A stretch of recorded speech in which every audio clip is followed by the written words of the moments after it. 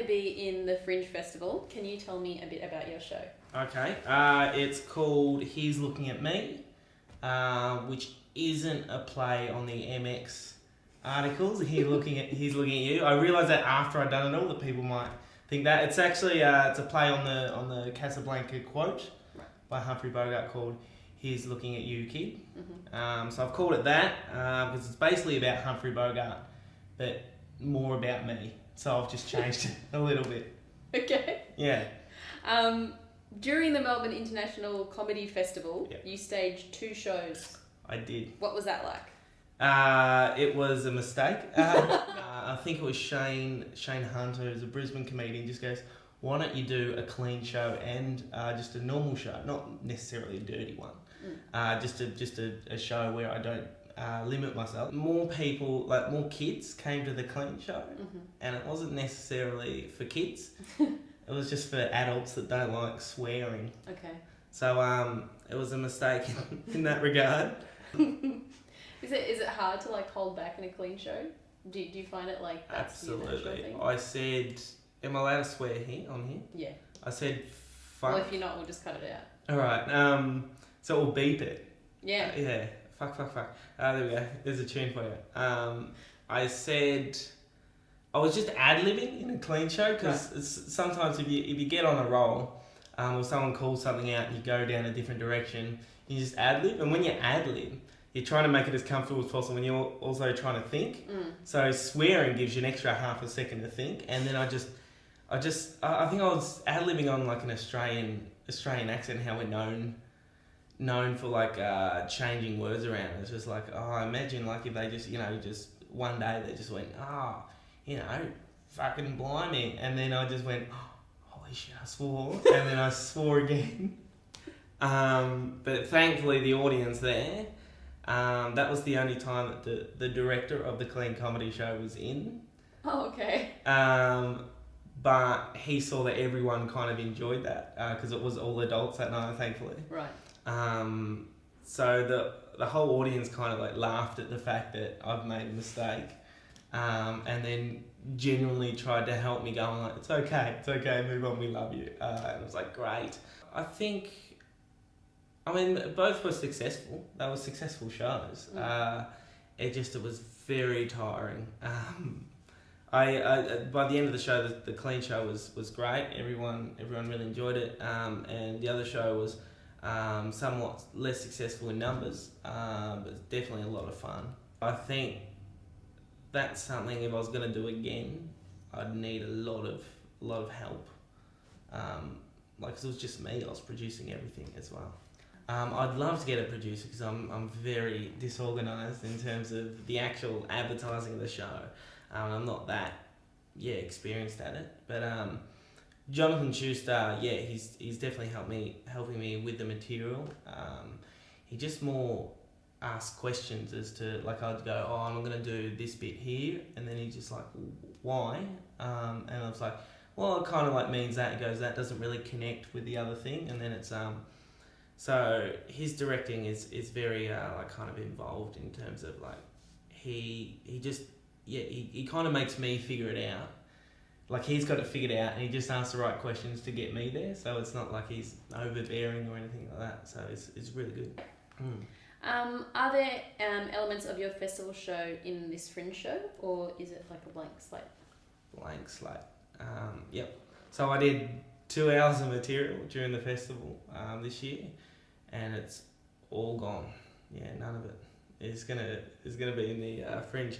I wanted to do that just because I think it helps you evolve as a comedian. I think, and it's scarier doing new, and I think that's kind of what comedy needs to be challenging, or else you get complacent. Blank slate, nothing at all. Are you excited? Yes, so excited. I've been writing the show for the last couple of days as well, and just how everything connects. It's fun. Yeah. Great. How would you describe your style of comedy? I don't like doing this, because I would go see me if I was someone else, Go see Beau Stegmann. Yes, do it. Even if you are Beau Stegmann. Especially if you're Beau Stegmann. I'm probably watching this. I'm a bit of a bogan, but I think that's a lot of what the show is about, though. Right. It's about... I got into...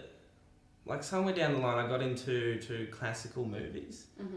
Right, because I wanted to watch good movies, and so I got like a list of recommendations of someone or like off the internet or whatever, and they always just like include like old movies in there, and I was like, well, I don't have to watch old movies; they're black and white and it's crappy.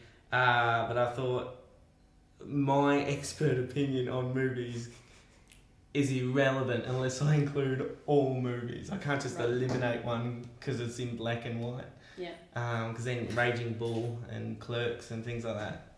So I thought, all right, I'm gonna start watching like old movies. And I started like in the 1940s, and one that immediately jumped out at me was Humphrey Bogart and just how charismatic and cool he was. And it was just, I think he is like what we base all what men are supposed to be like based on him. It's just like he came and then he was just like, here's what a man is, and then he died and we're just like, yeah, that's what a man is. Like, he's just tough. Except not dead.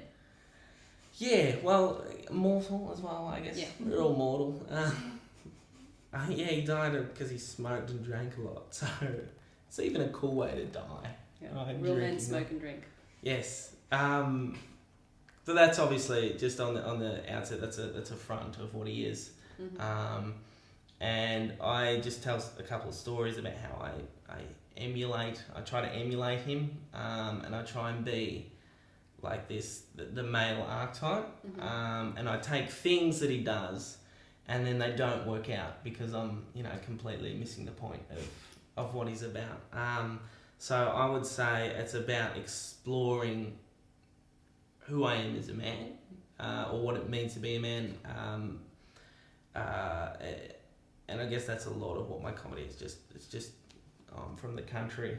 It's stories about me. It's not even observational. I don't know. It's I'm from the country stuff. I'm a bit of a bogan. Right. Yeah. Actually, an old guy came up to me after a gig about 3 weeks ago, and I really like what he said, but I think it's too egotistical for me to say that that's what I do. So I'm just going to quote this guy. Okay. I'm just going to put it out there. So this is what this guy said. This is not what Beau Stegmann says. This is what old man says. I disagree with it. Okay, but cool. it's just what he said. All right, sure. He said... It's on the record. Yeah. As a quote, old guy, at the start of the quote now, you come across as this dumb bogan, but then you release pockets of intelligence to show that you're all fooling us and it's an act. Okay. And I was like, oh, that's really nice. So what part do you disagree with? The dumb bogan part. Okay. So it's just one pocket of intelligence. I am Albert Einstein reincarnated. That's pretty amazing. Yeah.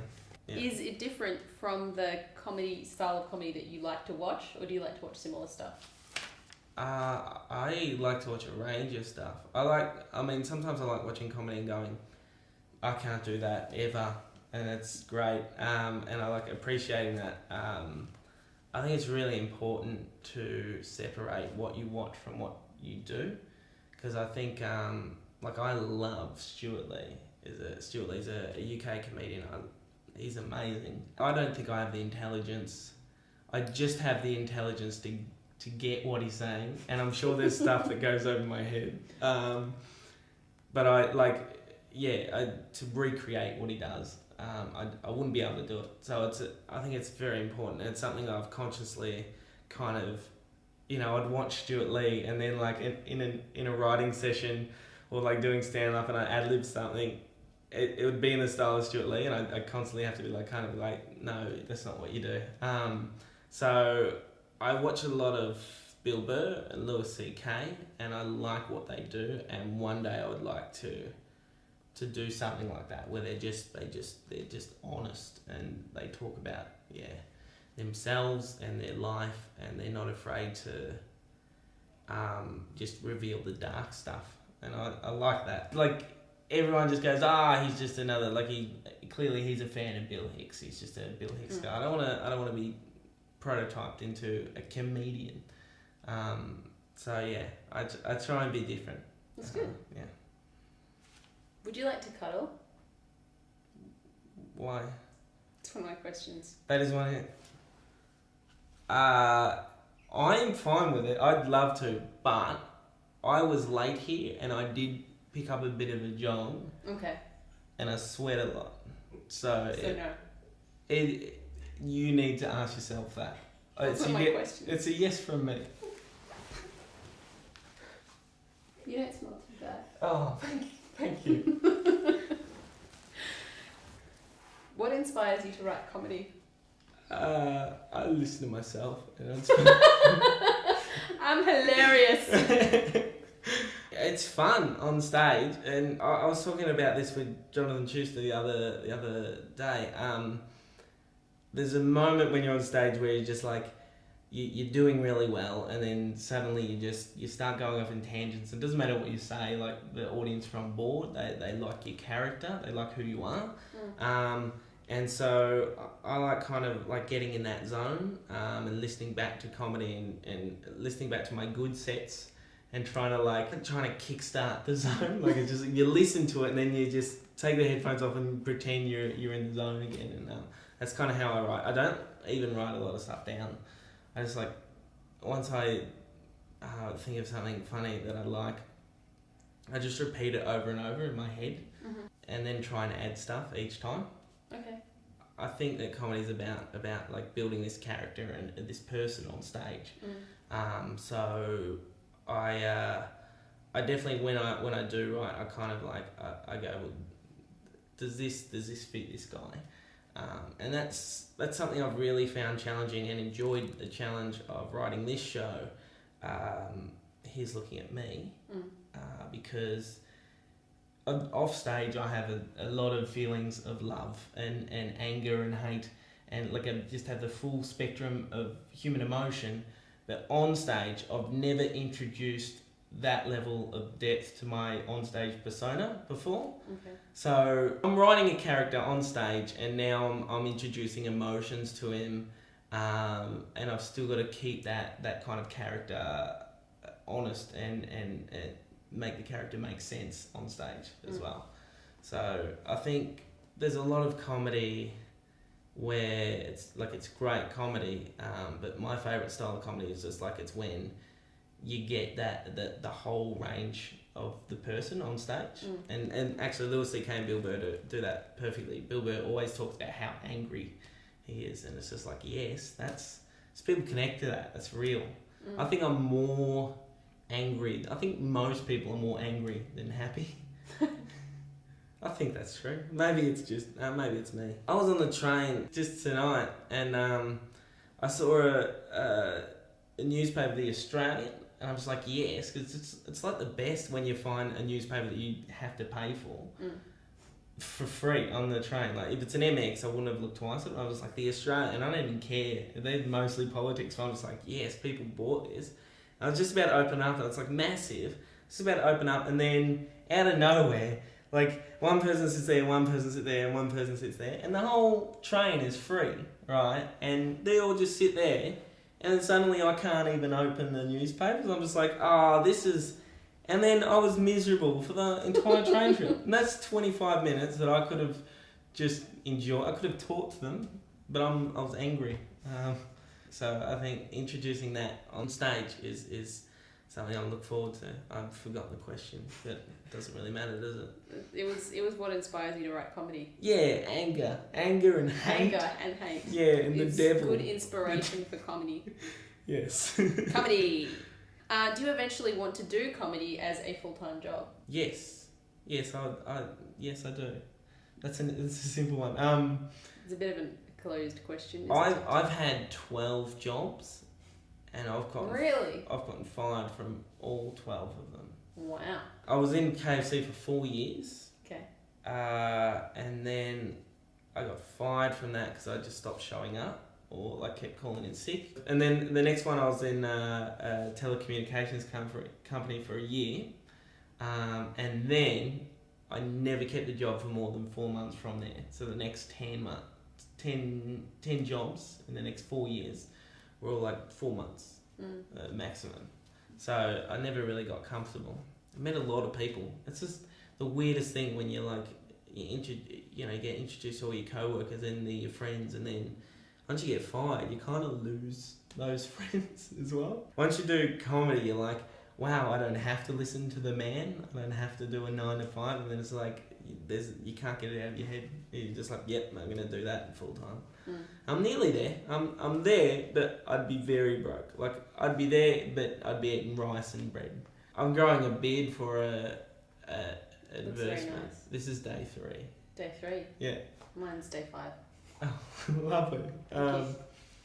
I've got 3 more days to get a beard, and it's not gonna happen. Good work. Just show up with like a big fake beard and be like, yeah. 5 days. This has been discussed. I've had a conversation too. It's just like we've come up with everything. Just why don't you just shave your arms and sticky tape that on? Shave your head. Yes. PVA glue. Yeah, I mean my head's doing a good job of shaving my head. Receding hairline. So my head is turning into a hairdresser. It's doing really well. I reckon by the age of 30 he'd have a certificate for it. At least you're not getting charged for it. Yeah. I'd be pissed off if my hair was just like, I'm going to fall out. $25 please. Yeah. Oh, and where would I pay? Stick it in my ear. Yeah. Yeah, full-time comedy. That's the goal. Comedy! That or a hairdresser. But just let my head do it. Just teach people how to self-hairdress. Yeah. Best worst show? Best, I had this gig in Frankston Monash Uni. I was with Xavier Michaelides and Ben Lomas. Xavier was on first and he just did so well and set the tone for the night. I just went on and then like just right from the get-go I'd say g'day and they would just start laughing and I was like yes. And then afterwards they're like, you're great, come back to the village, like where they all stay, come back to the village and like just get drunk with us. And I was like, yeah, right. And like they were like all like 19 or 20 years old, and there were just so many single pretty girls there. I was like, yes, this is the best. And then so I went back there and they just kept giving me alcohol and they were like treating me like a celebrity. Eventually, like I kind of like just passed out on one of their couches. And in the morning I woke up and I was like kind of like alone, and then I like kind of just, I didn't have my phone on me, so I like went in someone's room. I was like, do you know where my phone is? Like, it's on the bench. I was like, oh okay, alright. How fun was last night, hey? And like suddenly they didn't even care for me. It was just like, oh, well, yeah, alright. If you want to catch a train, it's about a 20-minute walk, man. I can't drive. I think I'm still pissed. And I was like, oh, okay. And then like I kind of like went, all right, see you later. And then they're like, yeah, see ya. What is your take on being invited to podcasts? They're fun. I like it. I like it just depends on the podcast really, and it depends on what they want from you. I can talk, but if they want something insightful, they might be disappointed. I try and help them, but so how I got started on radio is I snuck into, my mate worked there as a techie, and we snuck into the studio to record just a podcast. We just said anything we wanted, but we didn't know when we recorded it that there's a copy of that goes straight to the Melbourne office and anyone can listen to it. And they rang up the station manager, and the station manager got us in, but before he got us in he listened to it and he's just like, it's a little bit funny, like you got to stop swearing, but it's a little bit funny. But yeah, then they just said, you're great, how about a radio show on a Saturday? And then in 6 weeks time we got a call from the Melbourne guys going, we've listened to you, you're great, how about a developmental deal? And I was like, yes. But then they kept telling us what to say instead of what we wanted to talk about. They turned something great into something shitty.